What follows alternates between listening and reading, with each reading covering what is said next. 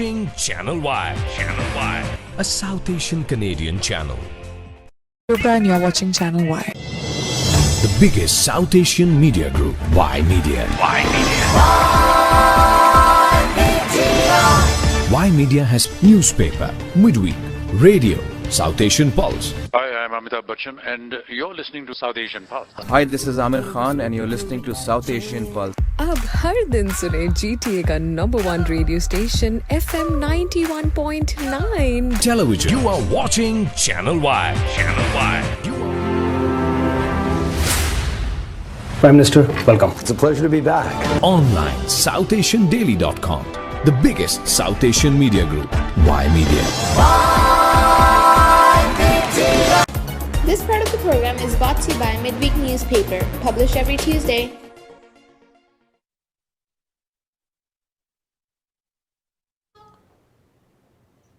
Hello and welcome to the Daily Brief. I am Ramona Singh, bringing you the news behind the headlines. And tonight joining me is Group Editor Yudhvir Jaswal of Y Media. Hello, how are you today? Thank you so much, Ramona ji. Thank you so much for bringing me in today. Yes, and you know, we've been seeing in the last few days the attack on Ukraine, and that's where our coverage is going to start tonight. And as we see all the different countries putting in sanctions against Russia for invading Ukraine, and the casualties and how we're seeing, you know, hundreds of thousands of people fleeing Ukraine.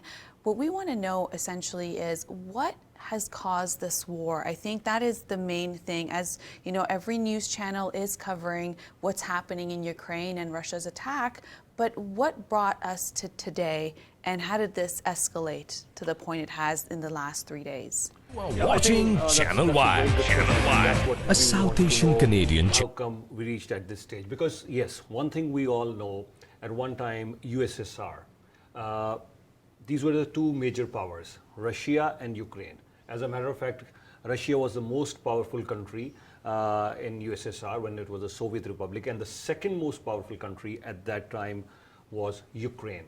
And of course, US and Ukraine were adversaries. They were frontline enemies at that time during the Cold War, and here we are today. States is backing Ukraine, and the friends, Russia and Ukraine, as much as Vladimir Putin says, we are same, but now they are at war, so Russia has invaded Ukraine. I think to understand how all this happened, I think we need to look at the background first. A very interesting thing I wanted to share, you know, in the 10th century and in 11th century, there used to be a prince ruling this particular area. His name was Volodymyr. And Vladimir Putin, Vladimir and Volodymyr means the same thing in Ukraine language and Russian language. So what happened was that when Russia disintegrated in 1991, so there were different countries who came out from USSR. Russia was one of them, Ukraine was one of them. So Ukraine being the second most strongest country, it had a lot of nuclear arsenal as well. As a matter of fact, it had a lot of nuclear warheads. So Ukraine gave all the nuclear warheads to Russia, and Russia said, okay, fine, we will be committed to your sovereignty. And that was the Budapest Agreement that was done in 1994. Now, from 1991, because now it's no more USSR, Russia is a separate country, Ukraine is a separate country, they've signed agreements, everything has been signed, and everything was moving smoothly. Move that to 2013. Viktor Yanukovych. Now this guy, as much as he was called the puppet of Vladimir Putin or Russia, but that was for sure that he was pro-Russia. Now, with the struggling economies, everybody wanted to do free trade deals now, as Canada is also trying to do a free trade deal, and as much as Ukraine wanted to do a free trade deal. Just for our viewers' benefit, at this point, I'd also like to explain you Canada's population, we have 37 million. Ukraine has 44 million population. So in terms of population, Ukraine is a bigger country than even the biggest South Asian media group, Y Media. Ukraine is the second largest country in Europe after Russia. So in terms of landmass also, it's quite huge, Ukraine. The GDP of Ukraine today, right now as we speak, is $155 billion. Now, as much as Ukraine was looking for free trade deals, I mean, every country today is trying to expand its trade. So Ukraine was almost set to do a trade agreement with Europe in 2013. And the trade deal would have benefited Ukraine. But Russia didn't want Ukraine to go the Western way or sign strong agreements with European Union. So here comes Russia offering a $15 billion package to Ukraine. And Viktor Yanukovych, because he was already pro-Russia, he took the $15 billion package and they moved out of the European Union and Ukraine trade deal. There were a lot of protests against this. The Ukrainians, most of them I would say, they got furious. And after these protests which happened in Ukraine, what happened that yes, the president Viktor Yanukovych in 2013, he fled to Russia. And this made Russia really angry. So Russia was always looking for something. So in 2014, Russia invaded Crimea. Now there is a history to Crimea as well. Crimea was actually part of Russia. But in 1954, because Russia on brotherly terms transferred Crimea from Russia to Ukraine. And at that time it didn't matter. Why? Because they were both part of USSR. So you're transferring, everything is under USSR's banner. So you're Russia transferring on a brotherly terms as a goodwill gesture, Crimea, this is a peninsula, we all know that, to Ukraine, didn't really matter. But now in 2014, Russia invaded that and annexed that, if I may use that term, because they did do a referendum on there, but that was not recognized by the West at that time. So after that, what happened, Russia always wanted some sort of government there in Ukraine which will support Russia. Why? Because NATO, as we all know, when NATO was created, Canada is also one of the founding members of NATO, and then we had so many other countries, including US, Britain, Germany joined NATO. Very interesting thing after Second World War. Who would have thought Germany and states, they're part of the same alliance now. So countries kept on joining. So there were many other countries who were earlier part of USSR, and during the Cold War, they were fighting the NATO forces. But here we are, they started joining NATO. So Russia wants to stop all this, whether it's Georgia, Belarus, or whether any other country. So Russia wants to stop all this, and especially the second most strongest country, which was part of USSR. Russia doesn't want Ukraine to be part of NATO. Russia doesn't want Ukraine to have a free trade agreement with Europe right now. So now Russia is flexing its muscles and it's trying to tell NATO, please stay where you are. And if you could also take those countries out who were not part of NATO in 1996. Any country which had joined NATO before 1996, okay, fine. So now the demands are not being met by whether it's states, Canada, or NATO alliances. And in 2014 also, when Russia attacked Crimea or annexed Crimea, there were sanctions placed on Russia, which of course we still remember. I still remember the day, I was listening to a press conference, our then Foreign Affairs Minister, John Baird.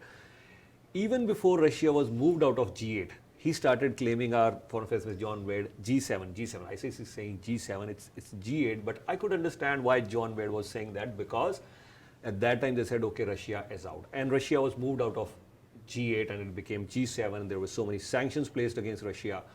But then Russia, has changed its policies around. So how to circumvent all these sanctions which are being placed against Russia. Here we come in today's date. Now Russia clearly wants that yes, Ukraine should not go the Western way.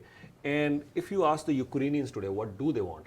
I think most of the Ukrainians, they want to join European Union. They want to have a free trade agreement with European Union. Most of the Ukrainians, yes, they want to join NATO as well. So this is the current situation right now. And Russia clearly knows this when it annexed Crimea or whenever Russia has entered Ukraine or any other areas. So the Western forces, they haven't encountered Russia directly. So Russia is flexing its muscles today. Absolutely. And now that we see that the Nord Stream 2 pipeline has now stopped, which was supposed to bypass Ukraine and which would have affected, it makes about $2 billion in transit fees and goes directly into the European Union as well as Germany. That has now stopped. Germany has now not agreed to it, and the U.S. has put sanctions on. So do you think that part of the reason was because of the pipeline and knowing that Ukraine is not being allies with Russia and in fact is trying to bolster its own economy? Do you think that had something to do with it? Of course it has. First of all, let's talk about Germany. Yeah. Germany, almost 50, what does Russia mainly export? oil and natural gas. Now you're talking about the Nord Pipeline. So that pipeline is a direct pipeline which bypasses Ukraine, of course, as you just mentioned, to Germany. 50% of its natural gas consumption that comes from Russia. And of course, Russia makes a lot of money with all these exports. But now, as much as Germany is putting sanctions now and they're canceling this pipeline project, but I think so, I could be wrong, I think it's going to affect more on the gas side or on the energy side, Germany more than it's going to affect Russia. Yes, in short term, Russia is going to be affected. But today, what is happening is, earlier, you know, in 2014, I think 90% of the trade that Russia was doing was in US dollar. Today, it's doing in euro, and it also has a huge gold reserve today. So as much as all these sanctions are being put on Russia, Canada is putting sanctions, US is putting sanctions, Britain, Japan, Australia, they've all put sanctions on Russia. But now I think Russia knows how to circumvent all these sanctions now. And also there's another part. China has actually is pinning the blame on states. They haven't really, condemned the invasion. And then you have India. India has to do the balancing act because India was always an ally with Russia. As much as India started the non-aligned movement and India said, no, we're not going to ally with anybody.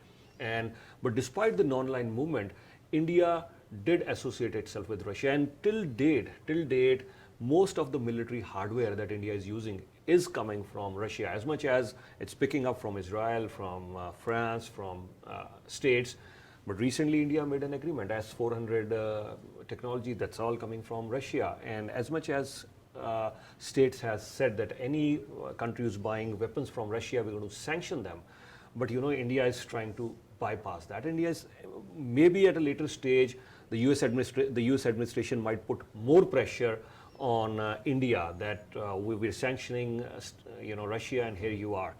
And a very similar balancing act is done by the Pakistan. But before I go to Pakistan, I just want to mention Vladimir Putin made a recent visit to India, and I think 600 Kalashnikovs are also being manufactured in India. So India and Russia have strong historic ties.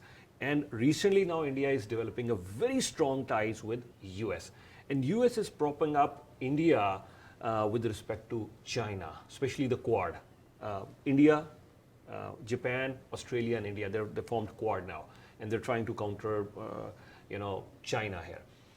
Pakistan is also doing the balancing act. As much as it was always an ally of states, but recently here we saw, the world is putting sanctions, Russia has invaded Iraq, and suddenly Pakistan's Prime Minister Imran Khan lands up, in Russia. Of course, states was asked this question that, do you even know? They said, yeah, we've spoken about this thing to Pakistan. And Pakistan's Foreign Affairs Minister Shah Mahmood Qureshi recently said that.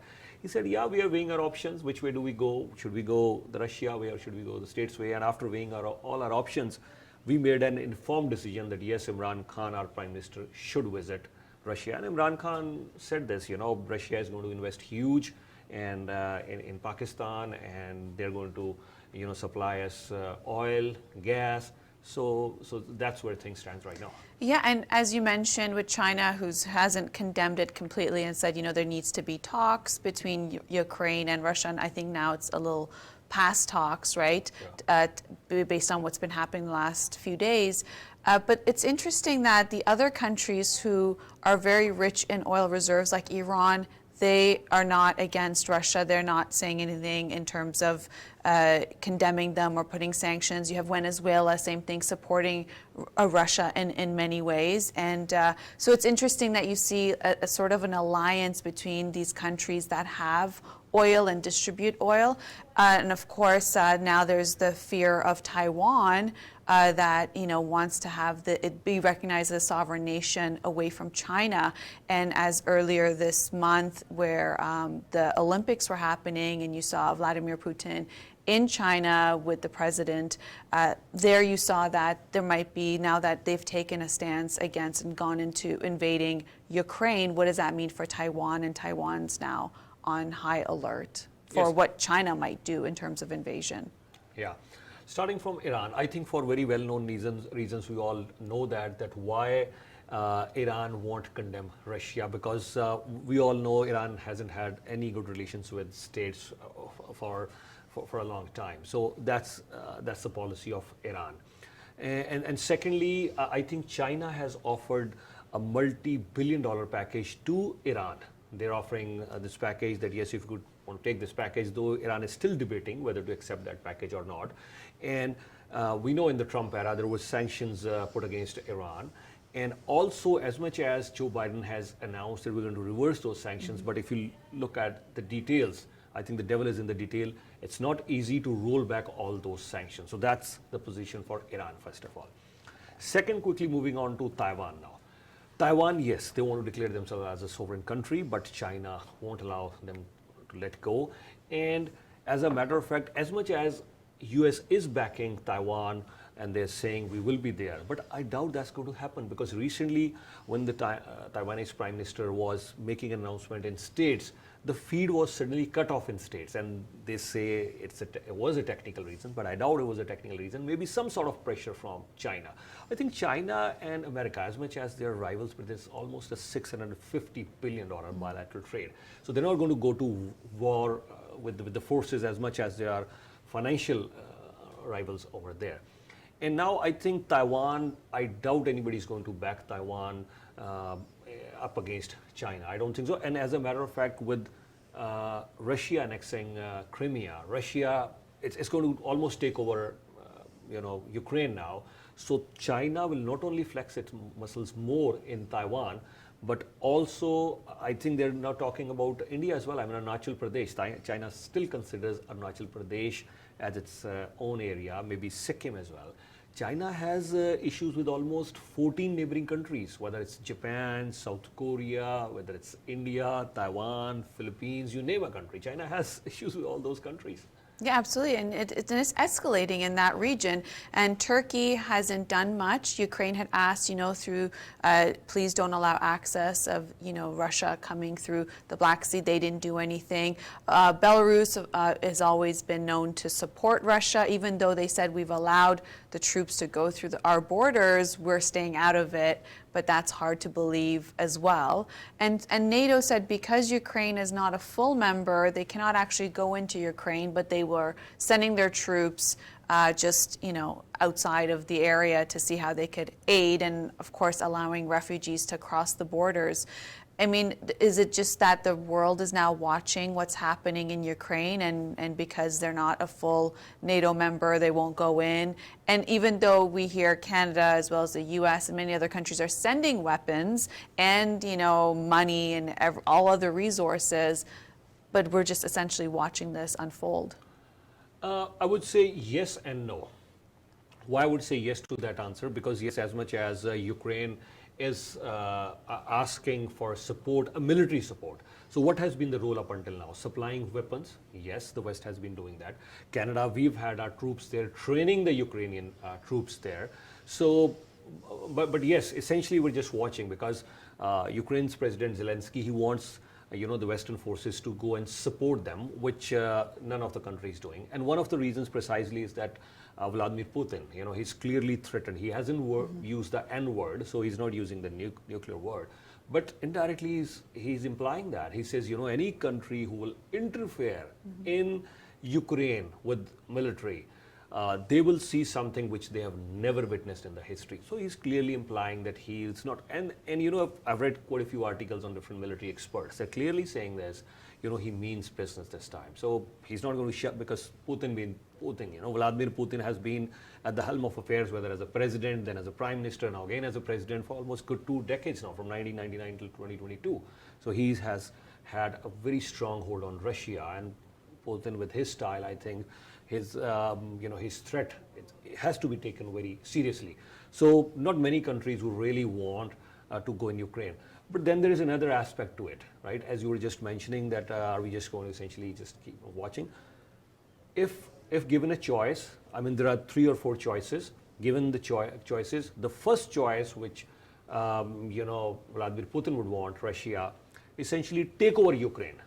But why it won't do that? For a simple reason, because they know, just as you mentioned, that the West will keep on supplying weapons, and there'll be separatist movements, and there'll be a lot of issues for Russia to control that.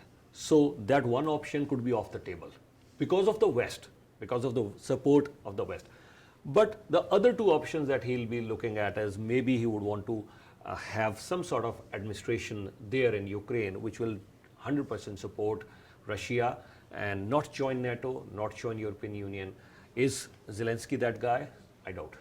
Well, yeah, I mean, early on he was telling the Ukrainian army to stand down and saying, go against your leader and the politicians, we can negotiate. So already he was appealing to them to say, join us and we'll take over.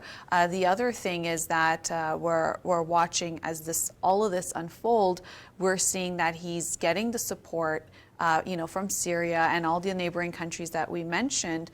But where is this going to end at the end of the day? Like, how is this going to unfold? Because U.S. intelligence is saying that if Ukraine is able to hold off for another 10 days, then it could mean that Vladimir Putin might now want to negotiate if this goes on for 10 days and not being essentially able to take over. Even though they've taken over the airports, they haven't actually taken over the capital city yet.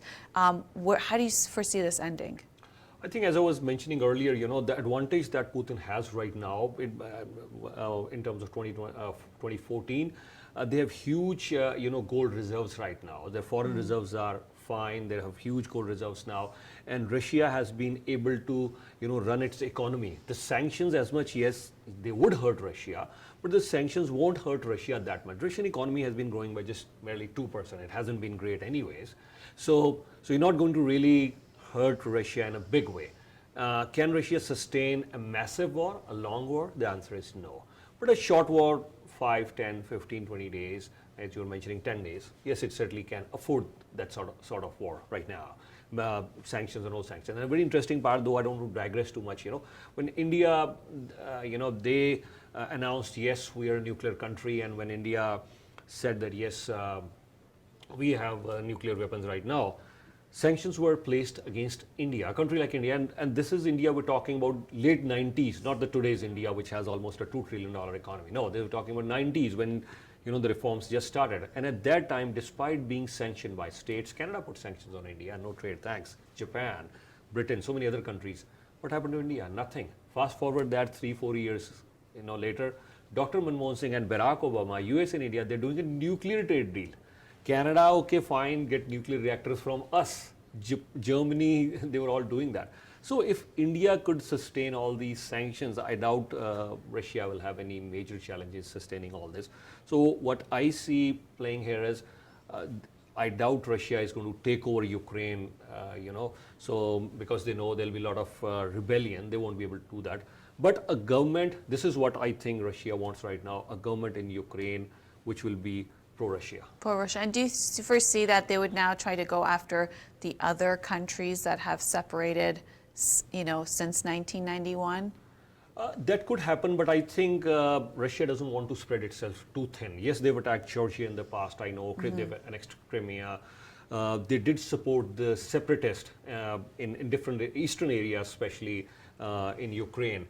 But then Russia doesn't want to spread itself too thin right now. Russia is looking at the bigger picture. As much as Vladimir Putin, this is imperial Russia, he's thinking about nationalism, imperialism, and also, his ratings go up. There's some domestic politics also involved. When you're attacking Crimea, when attacking Ukraine, his support, 9 out of 10 Russians, they're supporting him. So there's some sort of domestic politics also involved here. But I think the world has gone past that thing now. I mean, Russia claiming Ukraine today. Yes, certainly, I mean, Ukraine, I think if you look at the history of Ukraine for 2,000 years, I would say most of the part you would find Ukraine being ruled by Russia. That's a fact. We all know that. That's why Ukraine, Putin claims that we are all one.